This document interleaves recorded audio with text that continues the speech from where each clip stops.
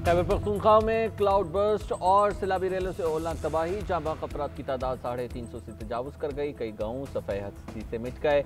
पीर बाबा, गोकंद, गर्देजी समेत इंफ्रास्ट्रक्चर कई इलाकों में तबाह। पीर बाबा में 100 दुकानें तबाह हो गईं और दुकानदार बेयारो मददगार फिरते रहे। दर्जनों गाड़ियां सैलाब में बह गईं। लाखों रुपए का सामान भी सैलाब बुर्द हो गया। मुतासरा इलाकों में बिजली और मवासलात का निज़ाम दरहम बरहम।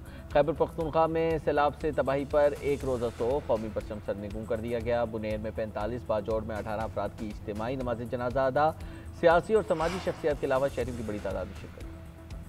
मानसेरा के इलाके ढेरी हलीम में आसमानी बिजली गिरने का वाक़या। जाँ बाग अफराद की तादाद 14 हो गई। नमाज जनाजा अदा कर दी गई। नमाज जनाजा में समाजी शख्सियत समेत शहरियों की बड़ी तादाद की शिरकत। मुतासरा इलाके की तरफ जाने वाले रास्तों को खोलने का काम जारी है। TMO की निगरानी में हैवी मशीनरी मुतासर जगह पहुँचा दी गई। बड़े पत्थरों को हटाने के लिए TMO और रेस्क्यू एहलकार ऑपरेशन में हिस्सा ले रहे हैं। रात गए अंधेरे की वजह से ऑपरेशन रोक दिया गया था।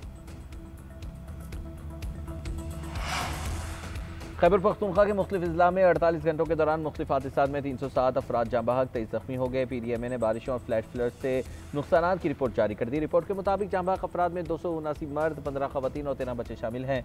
बारिशों और फ्लैश फ्लड से 74 घरों को नुकसान पहुंचा। 63 जुज़वी, 11 मुकम्मल तबाह हो गए। बुनेर में सबसे ज़्यादा 184 अफराद जाँ बहक हुए। हादसात सवाद, बुनेर, बाजौड़, तोरगर, मानसेरा, शांगला और बडगरा में पेश आए। बुनेर, बाजौड़ और बडगराम सबसे ज़्यादा मुतासिर हुए। शदीद बारिशों का सिलसिला 21 अगस्त तक वक्फे से जारी रहेगा।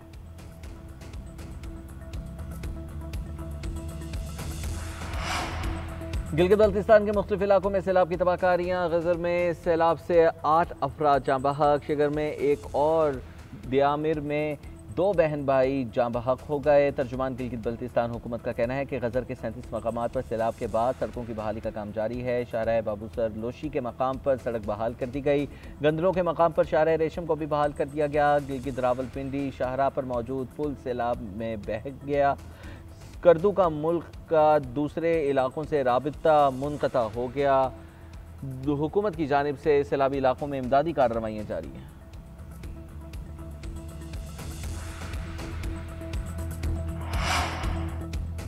बलूचिस्तान की आवाम अब दहशत गर्दों से तंग आ चुके हैं। दहशत गर्दी के खिलाफ वहाँ के आवाम ने खुद खड़ा होना है। DG ISPR के इंटर्नशिप प्रोग्राम में शरीक तलबा के साथ खुसूसी नशिस्त। कहा, किसी भी इलाके में ऑपरेशन उस वक्त कामयाब होता है जब आवाम खुद दहशत गर्दों की निशानदही करें।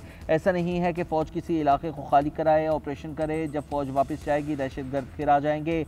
फ़ौज की कोई दिलचस्पी नहीं कि वो दहशत गर्दी के नाम पर मासूम आवाम की जान ले। कोई शहरी दहशत गर्दों को पनाह देता है या बारूदी मवाद रखता है तो नताइज भुगतना पड़ेंगे।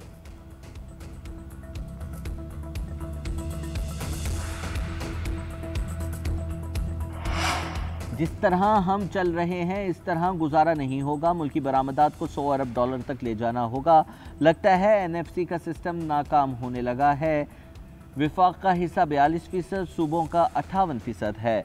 सूबों को मिलने वाला हिस्सा नीचे नहीं जाता। हम 18वीं तरमीम के खिलाफ नहीं, इस पर अमल दरामद चाहते हैं। ताजी रहनुमाओं की FPCCI में न्यूज़ कॉन्फ्रेंस। SM तनवीर का कहना है कि भारत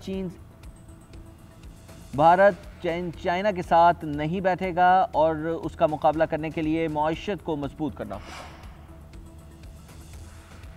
वफाकी वज़ीर दाखिला मोहसिन नकवी की बहावलपुर के नवाही इलाके उच्च शरीफ में शहीद कैप्टन मोहम्मद आसिफ की रिहाइश का आमद। मोहसिन नकवी ने शहीद कैप्टन मोहम्मद आसिफ के वालिदैन, भाइयों और दीगर अहले खाना से ताज़ियत की और शहीद के लिए फातह खानी की। वज़ीर दाखिला मोहसिन नकवी ने शहीद कैप्टन मोहम्मद आसिफ के सोगवार ख़ानदान के अज़्म और हौसले को सराहा। कैप्टन मोहम्मद आसिफ 12 अगस्त को बलोचिस्तान में भारतीय स्पॉन्सर्ड दहशत गर्दों के खिलाफ बहादुरी से लड़ते हुए शहीद हो गए थे।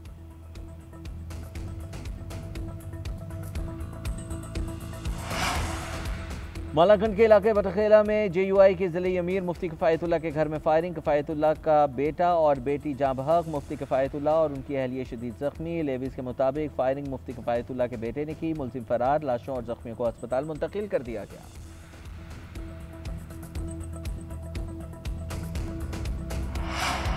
कराची में वाटर टैंकर से कुचलकर खातून मोटरसाइकिल सवार जाँ बहक। खातून शोहर के साथ मोटरसाइकिल पर सवार थी। कार की टक्कर लगने से मोटरसाइकिल सवार खातून सड़क पर गिर गई। पीछे से आने वाले टैंकर ने खातून को कुचल दिया। ड्राइवर फरार। पुलिस ने वाटर टैंकर को तहवील में ले लिया।